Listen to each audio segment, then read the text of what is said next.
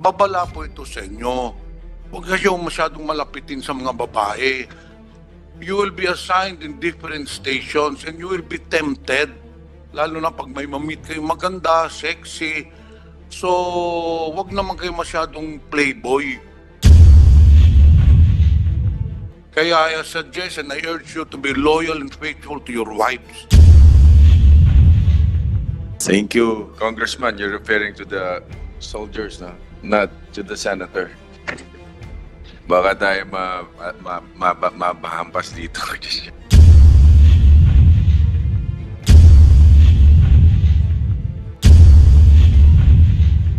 Tawa ng tawa yung pulis, oh.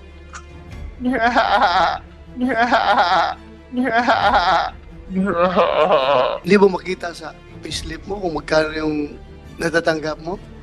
O baka nahiya ka lang na malaman namin na puro loan yung kwan mo, yung payslip mo? Kung ako, kumpara sa anak ko, kahit na sa inyo na lahat yan. Ang isain na lang sa akin. Meron din, Makain lang ako na pang-araw-araw, inyo na lahat ng pera yan. meron din Diba? po akong ibang anak. Meron pala. Yun ang problema. Mr. Chair, Yes, Senator De La Rosa. hindi mo makita sa payslip mo kung magkano yung natatanggap mo? O baka nahiya ka lang na malaman namin na puro loan yung kwan mo, yung payslip mo? Your Honor, honestly, Baka puro loan niya, kaya mabigat sa kalooban mo na magbigay ng ganong halaga. Ganong laman. andito po, Your Honor. I'm only receiving, Base pay lang, huwag na pakialaman yung iba. Excluding combat pay, hazard pay, allowances, tanggalin mo na. Sigurado may pagkain ka, may subsistence allowance yan, hindi na may pakialaman. May makakain ka pa. Your Honor, Allowance. yung base pay po nung year 2000 for a Brigadier General was 91,058. Ngayon. Is 136 po. So there's a difference of 45,529, and if I am very much willing kahit 50,000 po ibigay. 50,000? Opo. Kasi po para lang kasi para naman po sa anak ko. 45,000 ang difference, bigay ko po 50,000. Kung ako, kumpara sa anak ko, kahit na sa inyo na lahat yan. Ang isain na lang sa akin. Meron din, Makain lang ako na pang-araw-araw, inyo na lahat ng pera yan. meron din Diba? po akong ibang anak. Meron pala. Yun ang problema. Kaya po, at saka meron din po akong mga binabayaran na iba. So, yun lang po ang ano ko na Okay. perhaps it's already fair enough. So, maybe, Mr. Chair, yung motion ni Senator Risa kanina na magkukos tayo, I second that motion para pag-usapan natin. May I know, Mr. Chair, from General Sibilia, is he giving support to his other children, his children during when he was still single, and his children with his child with the first wife, and how much? Your Honor, for the information of this honorable body, nung nagkaroon po ako ng anak pagka binata, kinuha ko po yun, pinalaki, pinaaral, hanggang sa makatapos ng college. Mr. Chair, I'm just asking how much. Are you giving support to Is it now? your first child and to your second child, Yeah. and how much? Right now, Your Honor, because they are already living independently, they are living independently, and they are working. Hindi na po ang lang nila nanghihingi minsan pag kinakailangan, hindi po regular kasi may trabaho po sila. At actually lately nakausap ko, nag-request actually ng pang show money nila abroad kasi So, ibig sabihin nyo, Mr. Chair, na wala na kayong, yung dalawa niyong unang anak ay of legal age na and working. Yes, Wala kayong moral obligation to support. Gusto ko lang pong kasi may nabasa po ako na ang support po sa anak, hindi naman po natatapos yan ng kung kailangan ng anak ng suporta, like for instance, yung nag-request yung panganay ko na mag-masteral siya, kahit nagtatrabaho siya noon sa NDCP, sinuportahan ko siya. Yung suporta po hindi naman po nag-ihinto hanggat kayang or hanggat nangihingi yung anak. That would be all, Mr. Chair. Thank you. Mr. Chair, Senator Pimentel. Sorry. Baka malay mo, sa sunod. Malay mo. Bilang anghel po ako sa inyo. Anyway, Pwede Mr. mo Chair, ako stop. Yes, Representative Pimentel. may I ask again the base pay of General Sevilla? She mentioned 90,000 ba yun? Colonel ba? General? Andito po ang base pay ko po is 91,058 Okay. current po. Now, the base pay this is different from the net take-home pay. Yung po yung base pay nyo. So, magkano yung net take-home pay nyo? Wala pa kayong loan deduction? Yung talaga natatanggap po ninyo? Actually po, sa totoo lang, I'm paying insurance premiums. That's why ang take home ko na lang po is 72,544.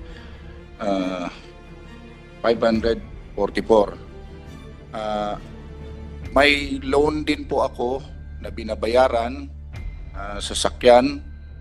So, ako, kagaya ng sabi ko kanina, willing akong ibigay na yung 50. No, wait. Ang tanong ko, magkano net take-home pay mo? Kagaya ng... Kasi yun muna ang i-establish natin. Apo. Because that might be misleading. Iba ho yung base pay, no? He said 91,000. Magkano talaga net take-home pay mo? Less all the deductions, salary, amortization, whatever. 72,000 base po dito sa sa payslip ko po. It's only 72,544. So every month yung po natatanggap ninyo. Opo. And out of that, you are willing to give 50,000 pesos. Yeah po. Opo. To my colleagues, I think that is more than fair enough. In fact, hindi lang po 50% yung binibigay niya, it's already more than 50%. However, if ever we will come into an agreement with the nominee, I think the nominee should execute a deed of assignment. So that, ang mangyayari niyan, yung sweldo mo, yung sweldo nyo, dalawang check yan. One check will be in your name, one check will be in the name of the oppositor. Because if we do not do that, kung hindi salary deduction, we cannot get any assurance. Kung siya lang ang poong magbibigay, how can we get assurance na matutuloy yun? Well, at this point, siguro daw papayag si General Sevilla, just lang para lang siya ma-confirm, pero how can we be assured na itutuloy yung bayad? So it should be through salary deduction. Ngayon, ang pangalawang tanong, assuming he has already signified his intention na magbigay ng 50,000, is the oppositor willing to accept that agreement? So we should ask that. Baka tayo lang nag-uusap, pero iba naman ang nasa isip ng oppositor. So magkakaupos po kami, basta meron na siyang sinabi na willing siya. Kaya ito, sa mga lahat ng nominees, babala po ito sa inyo. Huwag kayong masyadong malapitin sa mga babae. You will be assigned in different stations and you will be tempted. Lalo na pag may mamit kayo maganda, sexy. So, wag naman kayo masyadong playboy. Kaya magkakaroon kayo ng problema. Look at what happened to General Sevilla. Kaya I suggest and I urge you to be loyal and faithful to your wives. Thank you, Mr. Chair. Sir, Senator Bongo. sundalo naman po yan sila. Mabait yan. Tawa ng tawa yung pulis, oh. Iba talaga pag mga dad natin, mason. Iba talaga. Ano? Before we proceed, we'd like to acknowledge the presence of Senator Ramon Bong Revilla Jr. Morning, sir. Okay. Can you repeat your advice? Representative Pimentel. Hindi ko Be na-advise- faithful Hindi ko to, na-advise kay Senator Bong yun. be faithful to your wife. Wives. In the case of John Sevilla, wives yun. Pero doon sa nominee's wife lamang. Thank you. Congressman, you're referring to the soldiers, no? Not to the senator.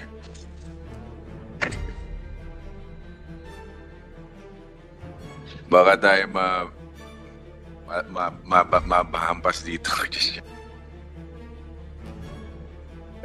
You know, light moments lang yun. Para sa'yo, masyado tayong serious.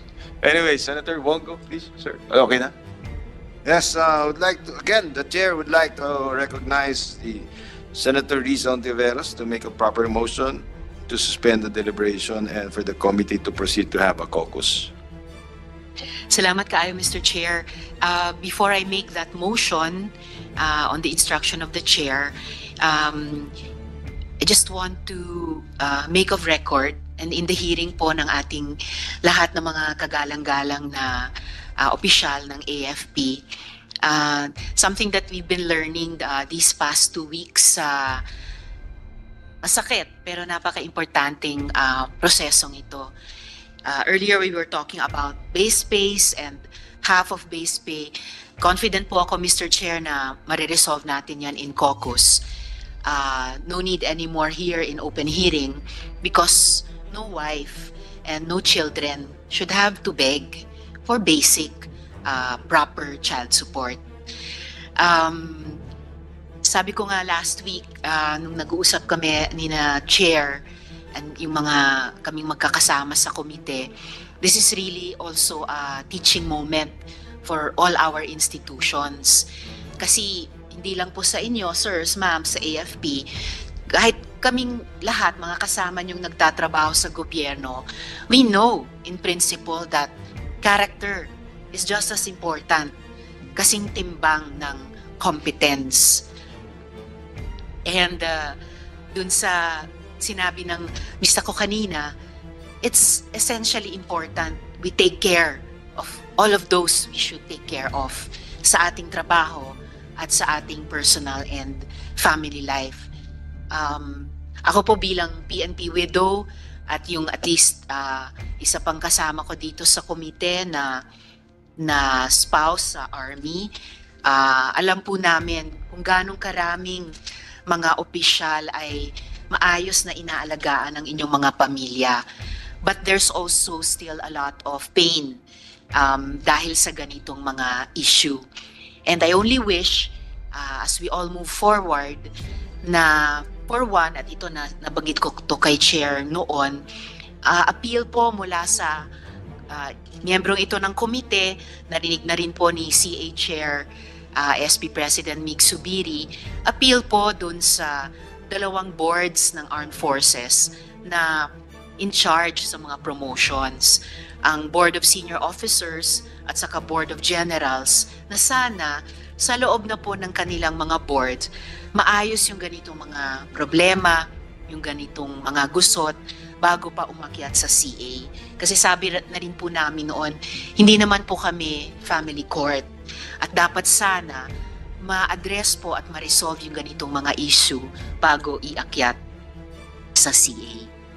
So having said that po, Mr. Chair, in solidarity rin with lahat ng mga wives at widows sa ating mahalagang institusyon, armed and uniformed institutions ng ating Estado, I move to suspend the deliberation on the ad interim appointment of General Sevilla so the committee can go into caucus. I so move, Mr. Chair.